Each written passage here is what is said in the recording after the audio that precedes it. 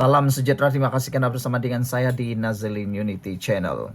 Menjadi tanda tanya pada pagi ini ialah kemana hala tuju seterusnya Perikatan Nasional. Kalau baru-baru ini sibuk orang cakap tentang Anwar Ibrahim turun, Anwar Ibrahim diarah letak jawatan dan sebagainya, rupa-rupanya yang paling bermasalah bukanlah pelantikan hakim negara, tetapi keadaan dalaman Perikatan Nasional sendiri. Mereka sibuk nak membentuk payung, nak membentuk gabungan, nak membentuk gerakan, nak membentuk macam-macam lah mereka bentuk. Tapi rupa-rupanya dalam pembentukan itu dapat dikesan satu perkara. Bagaimana hubungan antara parti bersatu PAS di dalam Perikatan Nasional. Adakah Perikatan Nasional kini sedang menuju ke alam yang namanya alam kemusnahan? Kerana semalam dalam satu pertemuan antara blok-blok pembangkang atau blok-blok bukan kerajaan, dilihat tidak ada satupun wakil PAS yang menghadirinya. Di mana PAS? Kenapa PAS tiada? Adakah Muhyiddin Yassin sudah mula melupakan PAS atau PAS yang tidak mahu lagi bersama dengan bersatu? Kalau itu betul, nampaknya Perikatan Nasional kini diambang kejatuhan dan kehancuran. Ada yang kata nak hancurkan Anwar, tapi rupa-rupanya rumah sendiri dah nak terbakar. Cuba nak bakar rumah orang, tapi rumah sendiri dah mula terbakar. Sebelum kita teruskan ulasan ini, jangan lupa tinggalkan komen Anda dengan tanda pagar. Kami sayang Malaysia. Baik, tapi sebelum itu, izinkan saya memperkenalkan ini terapi imun transfer factor for life. Terapi imun ini meningkatkan daya imun badan kita sehingga 400%. Secara umum dan ringkasnya, apabila imun badan kita lemah, apabila imun badan kita jadi bodoh dan tidak kuat melawan penyakit, kita mudah kena penyakit, tapi sukar pula nak sembuh. Dengan peningkatan daya imun badan kita, secara umum dan ringkasnya, kita boleh sembuh daripada sebarang jenis penyakit. Ditambah pula, terapi imun ini adalah terapi imun yang luar biasa, merangsang, mendidik dan juga menyimpan memori. Terapi imun ini luar biasa, penemuan paling bersejarah dalam dunia perubatan di seluruh dunia abad ini. Produk ini dihalal dan diluluskan oleh Kementerian Kesihatan serta diperakui oleh semua doktor-doktor di seluruh dunia. Dapatkannya melalui nombor telefon yang tertera. Jangan Anda bertangguh-tangguh. Pastinya melalui produk ini, mungkin ini jalan untuk Anda mendapatkan kesihatan Anda semula. Dapatkannya melalui nombor telefon yang tertera. Saudara, ketiadaan seorang pun pemimpin PAS dalam pertemuan yang diketuai pengerusi Perikatan Nasional PN, Tan Sri Muhyiddin Yassin bersama ketua-ketua parti blok bukan kerajaan semalam, menimbulkan tanda tanya besar. Menerusi hantaran di Facebook, Muhyiddin telah mengadakan perbincangan bagi mendapatkan pandangan tentang penubuhan sebuah barisan rentas parti yang akan mengambil pendirian bersama dalam isu berkaitan kepentingan rakyat dan negara. Itu yang saya kata dalam mukadimah tadi. Sudah buat satu, buat lagi satu. Sudah tubuh satu, tubuh lagi satu. Kamu tubuh berapa banyak pun, kalau semuanya bukan untuk kepentingan rakyat dan negara, hanya untuk melindungi dan hanya untuk mencari isu untuk ditunggang dan hanya untuk tujuan meruntuhkan kerajaan atau nak menghuru-harakan politik negara Malaysia, apapun kamu buat pasti akan gagal. Kerana hanya berlandaskan dan berteraskan kepada perjuangan peribadi semata-mata.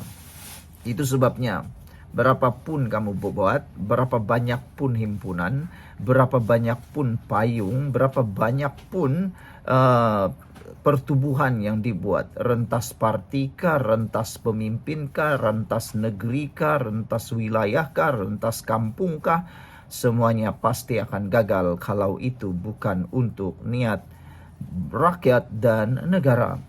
Kalau hanya sekadar menunggang kononnya untuk rakyat dan negara, semuanya itu pasti akan gagal. Beliau dalam kenyataannya berkata, penubuhan barisan rentas parti itu bertujuan untuk memperkukuhkan peranan semak dan imbang parti-parti pembangkang di dalam dan di luar parlimen. Namun, kelibat pemimpin utama PAS, parti komponen terbesar dalam Perikatan Nasional, tidak langsung terlihat dalam beberapa keping gambar pertemuan yang dimuat naik Muhyiddin. Muhyiddin cuma menyebut beberapa nama yang hadir dalam posting beliau dan tiada satupun pemimpin PAS. Antara yang hadir, Ketua Pembangkang Datuk Seri Hamzah Zainuddin, Presiden Gerakan Datuk Dr. Dominic Lau, Presiden Parti Rakyat India Malaysia, dan juga Presiden Parti Pejuang, serta pemangku Presiden Muda Amira Aisyah. Selain itu, Presiden Putra Datuk Dr. Ibrahim Ali, Timbalan Pengerusi Parti Sosialis Malaysia, juga Ketua Belia Parti Progresif Penduduk Malaysia, dan Presiden Berjasa, Presiden Bersepakat, dan Presiden Parti Kemajuan Malaysia. Ketiadaan PAS dalam pertemuan itu menimbulkan persoalan, apatah lagi apabila parti-parti sekutu dalam PN seperti Bersatu dan Gerakan hadir dalam perbincangan penting itu. Menjadi pertanyaan sekali lagi, adakah ini petanda Perikatan Nasional akan tumbang dan bubar? Kita jumpa lagi. Bye-bye. Salam sejahtera, terima kasih karena bersama dengan saya di Nazilin Unity Channel. Tak sangka ini yang dilakukan oleh Majlis Raja-Raja di dalam pelantikan ketua hakim dan hakim-hakim baru yang ada di Malaysia. Nampaknya apa yang dijangka, apa yang dituduh, apa yang difitnah, semuanya meleset. Terbukti Majlis Raja-Raja yang ada di Malaysia adalah majlis raja yang sangat berdaulat. Daulat tuanku, daulat tuanku. Ramai orang yang sembarangan. Lebih cepat tangannya menulis, lebih cepat mulutnya bercakap daripada berfikir. Sehingga baru-baru ini beberapa orang telah pun disiasat kerana membuat hantaran jelek terhadap Ketua Duli Yang Maha Mulia di Pertuan Agong, juga kepada Majlis Raja-Raja. Tapi itulah, perbuatan jahat akan dapat balasan yang setimpal. Akhirnya sekarang ini orang-orang yang berkaitan telah pun disiasat. Baguslah, jangan biarkan orang-orang yang merosakkan Majlis Raja-Raja, kewibawaan Majlis Raja-Raja berleluasa. Hari ini akhirnya terbongkar keputusan bijaksana Raja-Raja telah pun mengelak satu lagi krisis kehakiman berlaku. Itu kata peguam. Saudara, apa pendapat Anda? Saya setuju bahawa ini ialah kebijaksanaan paling tertinggi daripada Raja-Raja sehingga telah pun dapat berjaya mengelakkan satu lagi krisis kehakiman. Daulat tuanku, daulat tuanku. Saudara, sebelum kita teruskan ulasan ini, saya nak perkenalkan kepada anda semua, ini terapi imun Transofector for Life.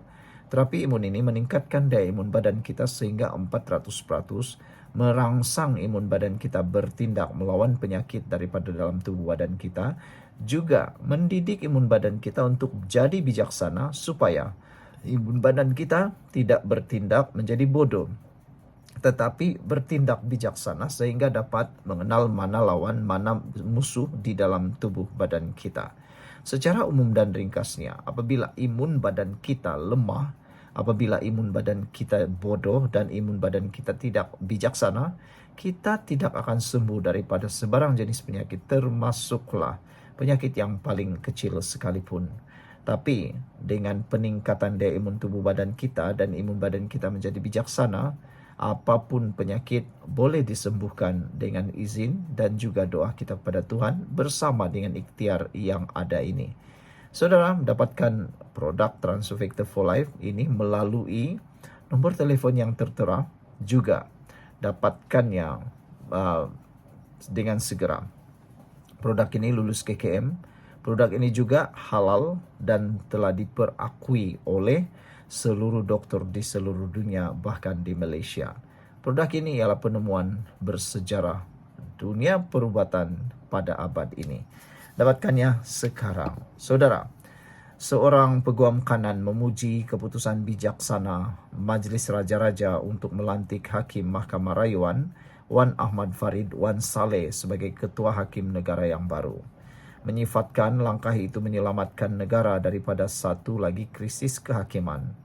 Menurut Hanif Katri Abdullah, langkah untuk mengangkat Wan Ahmad Farid sekaligus menghalang rancangan yang didakwa oleh eksekutif untuk menaikkan hakim yang kurang pengalaman dan baru-baru ini terlibat dalam skandal campur tangan kehakiman. Saya ingin menyatakan bahawa saya sangat gembira kerana raja-raja telah menyelesaikan kekeruhan ini dan tidak membenarkan ia menjadi krisis dengan pelantikan yang betul dan bijak oleh baginda, katanya kepada Malaysia Kini. Malam tadi, pejabat Ketua Pentadbir Mahkamah Persekutuan mengumumkan pelantikan Wan Ahmad Farid sebagai Ketua Hakim Negara yang baru, menggantikan Tengku Maimun Tuan Mat yang bersara awal tahun bulan ini. Kenyataan itu turut mengesahkan dua lagi pelantikan kanan kehakiman, Hakim Mahkamah Persekutuan Abu Bakar Jais sebagai Presiden baru Mahkamah Rayuan dan Hakim Mahkamah Rayuan Azizah Nawawi sebagai Hakim Besar Sabah dan Sarawak. Pengumuman itu menamatkan skandal selama sebulan yang berpunca daripada kelewatan untuk mencalonkan pengganti Tengku Maimun. Skandal itu telah mencetuskan dakwaan bahawa Putrajaya mahu mengangkat Hakim Mahkamah Persekutuan tertentu pilihan mereka. Kebimbangan mengenai hakim itu diburukkan selepas minit mesyuarat Suruhanjaya Pelantikan Kehakiman JAC dari Mei dibocorkan pada hari Sabtu.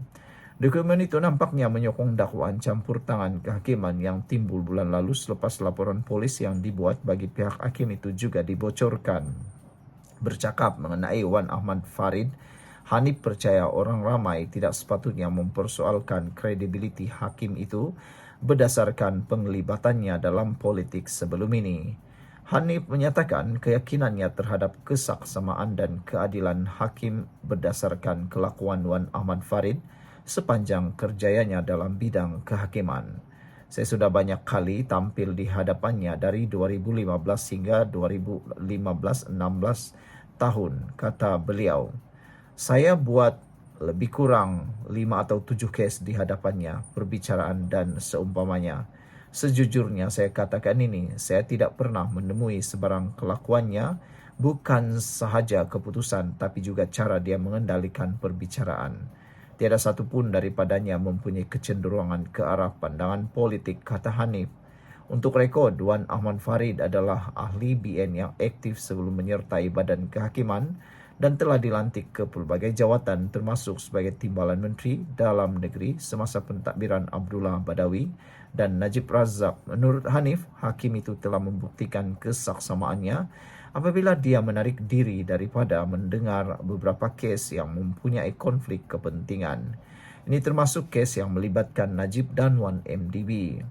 Jadi jika pada masa hadapan ada mana-mana rayuan Najib atau Rosmah atau Wan MDB atau SRC timbul, bergantung kepada fakta kes, bergantung kepada perkara yang ada di hadapannya.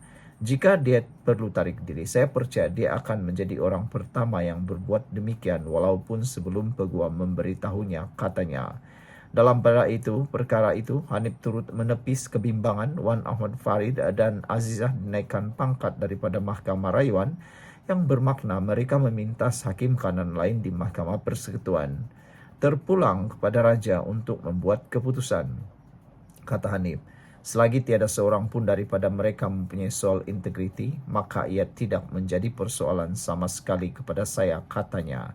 Dia mendakwa bahawa kebanyakan hakim kanan hari ini telah memulakan perkhidmatan mereka pada masa yang sama, bermakna mereka mempunyai bilangan tahun pengalaman yang sama. Sementara itu, peguam aktivis New Scene U berkongsi sentimen yang sama mengenai pelantikan tertinggi kehakiman, mengatakan mereka adalah hakim yang baik. Bagaimanapun dia menegaskan bahawa pelantikan itu sendiri tidak menyelesaikan masalah sedia ada yang membolehkan eksekutif campur tangan dalam pelantikan kehakiman, kata beliau lagi. Saya ingin mengatakan bahawa mengisi kekosongan tidak menyelesaikan garis kesalahan sedia ada yang membenarkan campur tangan dalam bidang kehakiman, kata beliau. Sekian untuk kali ini. Jangan lupa tinggalkan komen anda, tekan butang subscribe. Bye-bye.